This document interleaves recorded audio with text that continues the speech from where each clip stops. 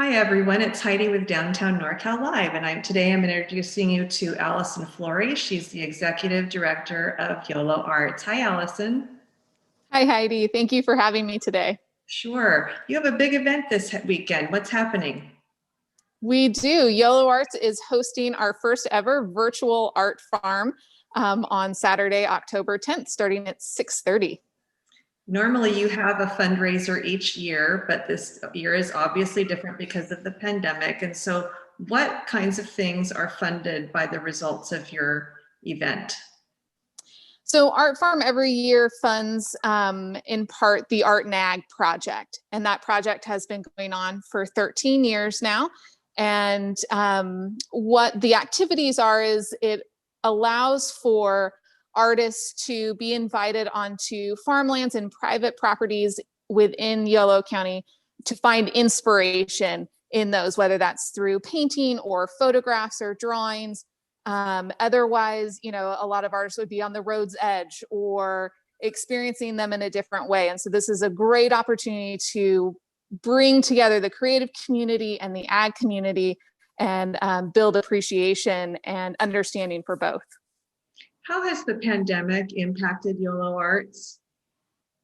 So at Yolo Arts, when it first hit, we definitely, since we have gallery spaces and arts education programming, all of those things had to flip to being virtual. So we started doing gallery tours and online galleries and Zoom meetings for our kids, all of those different things, wanting to make sure that arts are staying forefront even during this time. In this time of the pandemic, it seems like we're all in a little survival mode, but I would argue that arts are what make life worth living. And so how are you reinforcing that message with folks? I think it's, reinforcing that it's still one important, and then also it's making sure that they have those opportunities available to them. So it's not forgotten, it's not something pushed aside, but this is something that you can make time for. It's something that can boost your mental health and allow you to interact with your community, even though from a distance, in a different way. You're part of the California Arts Council, so each county has its own council, and that's what Yolo Arts is. And your role then, as set up by them, is to do what for our local artists? So we are working to support not only our artist community, but then really advocate for the development and the appreciation of more arts at the county level. And so we do that through gallery spaces like Gallery 625, where I'm at right now, the Barn Gallery, which is over at the Gibson House and Property. Through arts education, we facilitate public art. And then also the Art and Ag project. So offering technical assistance to artists and opportunities for them to gather as a community and further their own practice. What are you hearing from local artists in terms of how hard the pandemic has hit them? It's not a profession that typically pays very well unless you're extremely well known. So how are they faring?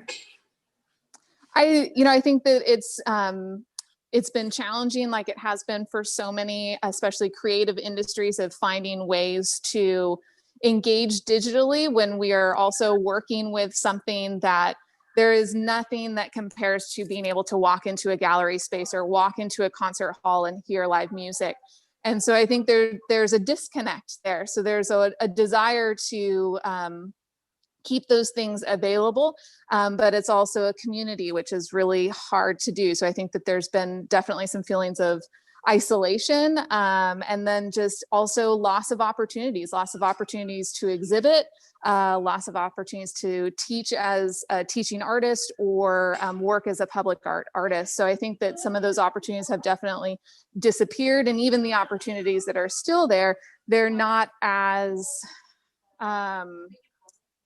well attended or experienced by the public and the community as they are outside of pandemic. So let's get back into the event this Saturday. You're at the Gallery 625, which is in the Yolo County Administration building there. And this is where your virtual event will be taking place?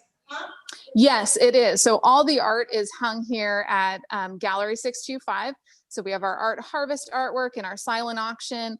So there is a total of 101 works of art up in the gallery right now. And we will be streaming live from the gallery so that you have a taste of seeing a gallery and, on that night as well, and hopefully capturing some of that spirit of our, what is a little bit different than our regular event. Mm-hmm. And can folks come down and preview the art? Are they allowed to? Yes. Space?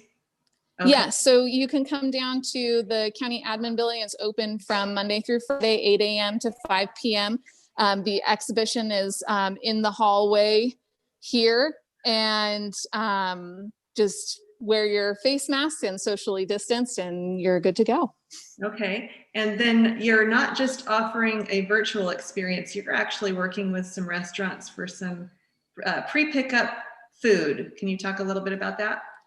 Absolutely. So wanting to kind of keep as many elements of the traditional Art Farm event alive as possible, we are doing picnic boxes, and those are for sponsors, shovel tickets, and our general admission as well. So we have some wonderful tastings coming from Mojo's Kitchen 428 and Savory Cafe, both in Woodland.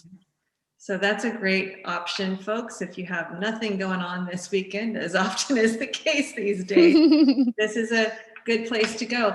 How do people find out more information? So they can visit our website at yoloarts.org, and along the top menu, there's a thing for Art Farm 2020, and you'll be able to see all the details there, as well as view the art. So if you didn't want to come down in person and view the exhibition, all the artwork is on our website as well. Okay, that's a good point. So I've been talking to Allison Flory. She's the executive director of Yolo Arts.